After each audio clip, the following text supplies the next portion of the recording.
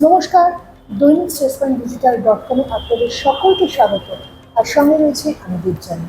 আর আমার সঙ্গে রয়েছেন আজকে আমাদের অভিনেত্রী লহমা ভট্টাচার্য। লহমা, প্রথমেই জানাই আমাদের স্টেটসম্যান পরিবারের তরফ থেকে তোমাকে স্বাগত। Thank you. ছবি কর্পূর কর্পূর এমনিতেই না মানে একটা অদ্ভুত কর্পূর ভীষণ পজিটিভিটি ছড়া।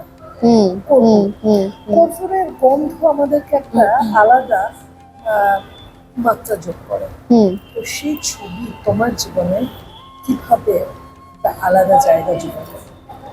একেবারেই ঠিক। কর্পূর যেরকম উবে যায় এবং দেখা যায় না, কিন্তু কর্পূর উবে যাবার পরে কিন্তু আমরা তার সেই প্রেজেন্সটা, সেই ফ্লেভারটা আমরা অনুভব করি। ঠিক সেইভাবেই আমার জীবনে যখন অরিন্দম দা এই ছবিটি প্রথম যখন আমাকে কথা বলেছিলেন, তারপর থেকে শুটিং অবধি, শুটিংয়ের পর অবধিও কিন্তু সেই রেশটা রয়ে গেছে। এবং ভীষণ চ্যালেঞ্জিং একটা চরিত্র ছিল আমার জন্যে, কারণ অন্য রকমের চরিত্র এর আগে আমি এরকম কোনোদিনই, কারণ আমার প্রথমেই ক্যারিয়ারের শুরুতে আমি একদম বাণিজ্যিক ছবি করেছি। সো অরিন্দমদার সাথে স্পেশালি এই জনারের একটা থ্রিলার কাজ করা, তার একটা অন্য ফ্লেভার এবং গল্পটাও সেরকমই। তো এই যে পুরো জার্নিটা, সেটা কিন্তু আমাকে অনেকটাই বদলে দিয়েছে। অনেক বাঘা বাঘা অভিনেতা অভিনেত্রী রয়েছে ছবিটা। একেবারে তোমার সেই এক্সপিরিয়েন্সটা কেমন হলো? ভীষণ মানে যেরকম একটা বিশাল বড় মনে হয় যে একটা অনার, একটা প্রিভিলেজ, তার সাথে সাথে একটা চাপও থাকে, কারণ এত দক্ষ এবং এত সিনিয়র অভিনেতা অভিনেত্রীরা আছেন। তো অবশ্যই সেই মাপটাও বেড়ে যায়। কিন্তু আমার জন্য সেটাই চ্যালেঞ্জ ছিল যে আমি নিজেকে যাতে, আমার যেই চরিত্রটা ছিল, এ কারণ এটা একটা অনসাম্বল কাস্ট, সবাই মিলে পুরো গল্পটাকে। অনসাম্বল, কিন্তু ঘটনাটা একটা সত্য ঘটনা অবলম্বন। হ্যাঁ, এটা একটা উপন্যাসের থেকে, দীপান্বিতা রায়ের। এবং আমার চ্যালেঞ্জ ছিল অভিনেতা হিসেবে বা অভিনেত্রী হিসেবে যে আমার যেইটুকুনি জায়গা, সেই জায়গাটাকে যাতে আমি ট্রুথফুলি, যতটা সত্যিভাবে পারি ততটুকু যাতে আমি সেটা জাস্টিফাই করতে পারি। আর অপন ভীষণ ভালো একজন অভিনেতা, মানে নাটকে ছেলে বলে না, সত্যি খুব ভালো অভিনেতা। তো ওভারঅল কাজটা যেভাবে মন নিয়েছে এবং যেভাবে কখন আসছে, এই মধ্যে এখন সবাই একটা তার একটা রেশ চলছে, তো সেখানে নিজেকে কিভাবে দেখতে চাইছো?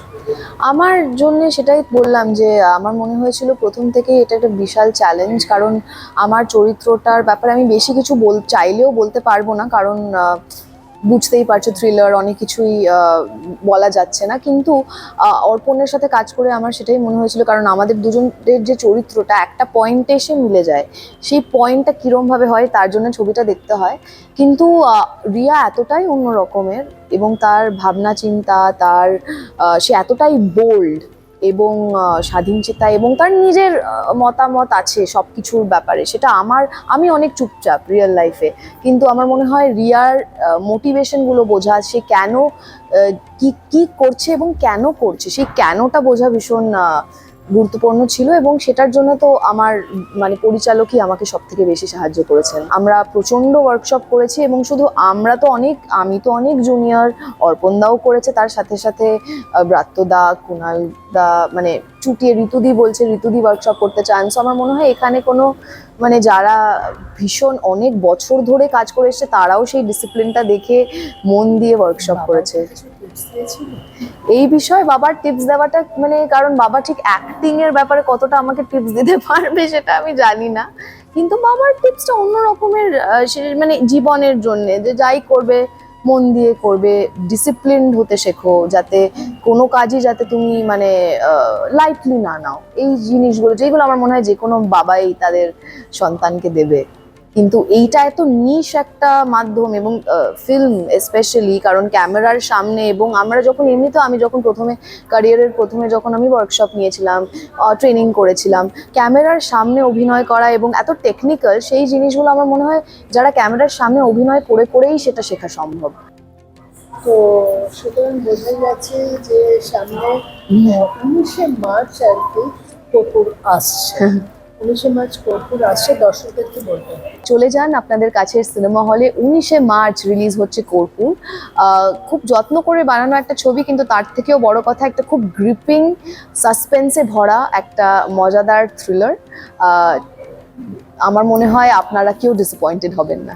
সুতরাং একটা কথা বলাই যায়, কর্পূরের গন্ধ থেকে মানে আপনি এখন এটাই বলা যেতে পারে ছবিটা হলে গিয়ে দেখুন, এবং যখন বেরিয়ে আসবেন তখন কিন্তু আপনি সেই যে কর্পূরের যে গন্ধ, তার একটা মানে সেই ফিলটা কিন্তু আপনি অবশ্যই অনুভব করবেন। একেবারেই।